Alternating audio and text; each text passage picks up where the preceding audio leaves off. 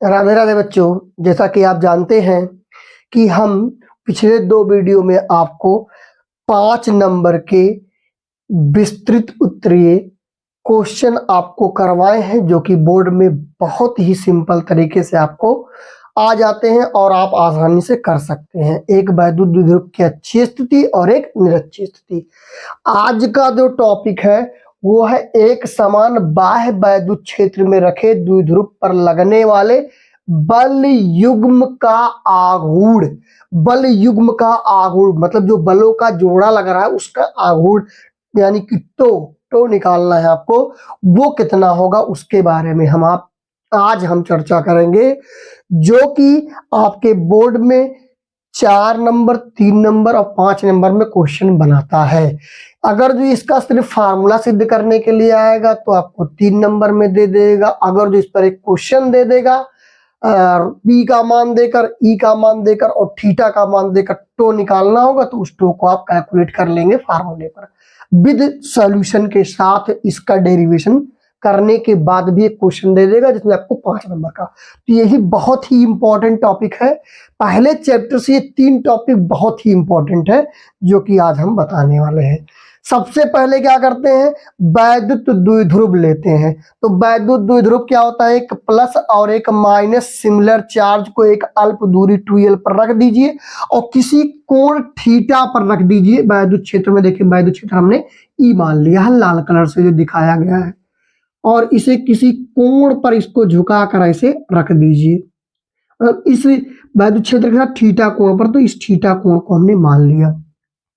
ठीक, अब चूंकि वैद्युत द्विध्रुव है, तो वैद्युत द्विध्रुव है तो एक प्लस आवेश है और एक माइनस है। तो प्लस आवेश के कारण हमेशा वैद्युत क्षेत्र बाहर की ओर लगता है, यानी वैद्युत क्षेत्र की दिशा में। तो वैद्युत क्षेत्र की दिशा में इधर बल लगेगा F, और वो कितना होगा Q इंटू E।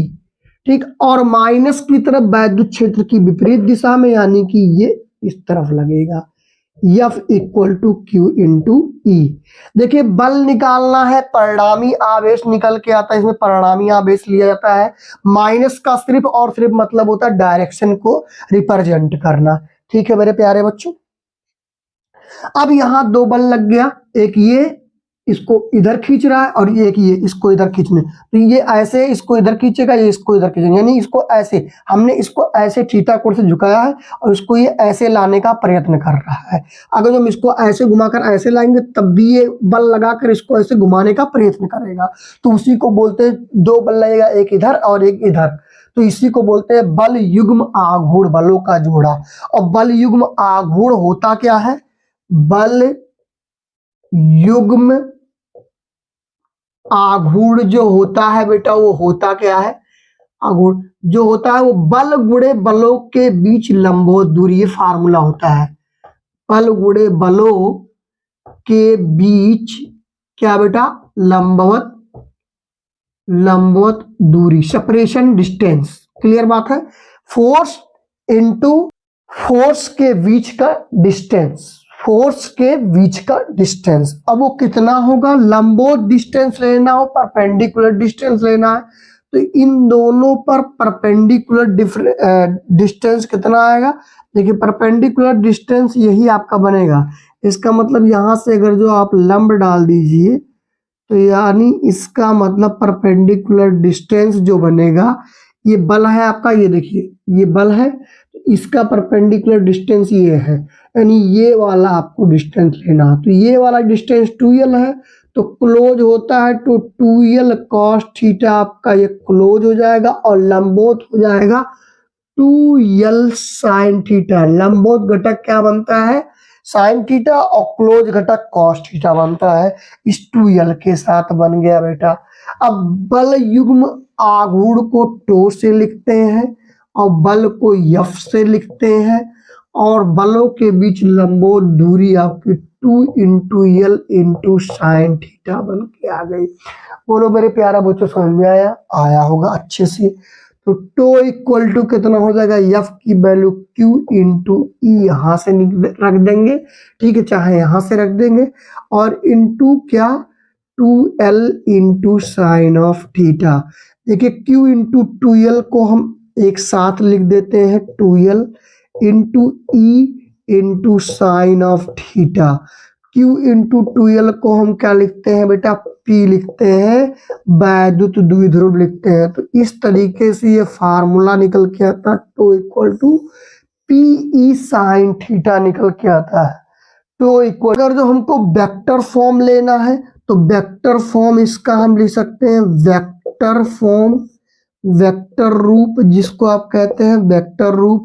रूप होता है क्या, तो वेक्टर इक्वल टू, क्योंकि जो बल युग्म आघूर्ण होता है, बलों के बीच लंबवत दूरी सदिश राशि होती है, तो P क्रॉस E होता है।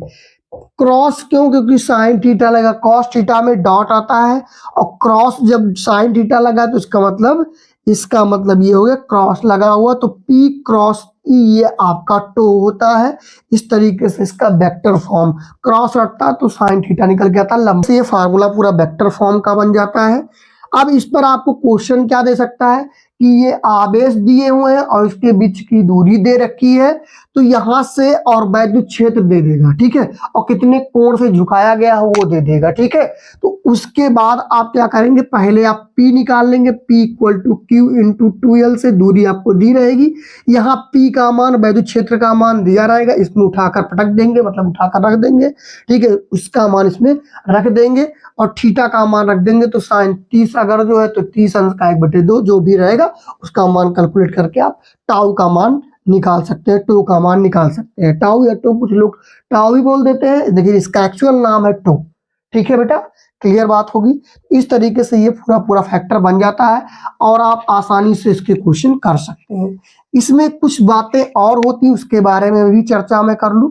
इसका कुछ पॉइंट है, पॉइंट का मतलब बिंदु है, विशेष स्थितियां हैं।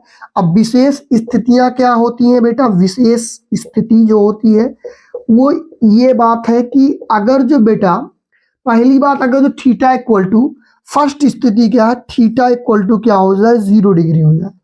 अगर जो बेटा 0 डिग्री हो जाएगा तो थीटा, यानी कि ये वाला जो बल ये था, जो द्विध्रुव आघूर्ण, ये ऐसे रहा होगा, तो थीटा इक्वल टू 0 अंश, और थीटा इक्वल टू 0 अंश, तो इसमें साइन आ रहा, साइन 0 का मान कितना हो जाएगा, 0 हो जाएगा। तो इस तरीके से टो इक्वल टू 0 हो जाएगा, टो इक्वल टू 0 अंश हो जाएगा, ठीक। कोई बल युग्म आघूर्ण इस दिशा में काम नहीं करेगा, ठीक। दूसरी स्थिति ये बन जाती है कि थीटा इक्वल टू, अगर जो हम 90 डिग्री रख दे तो theta equal to 90 degree, sine 90 का मान कितना होता है, 1 होता है। यानी इसका मतलब साइन अधिकतम मान 1 होता है, साइन का अधिकतम मान कितना होता है, 1 होता है, न्यूनतम मान -1 होता है।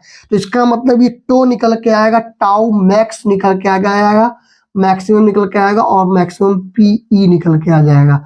तो टाउ मैक्स अगर जो निकालना है तो साइन 90 रखना पड़ेगा, थीटा का मान 90 रखना पड़ेगा परपेंडिकुलर, तो उस समय ये 90 अधिकतम मान निकालेगा, तो उस समय tau max equal to PE निकल के आ जाएगा।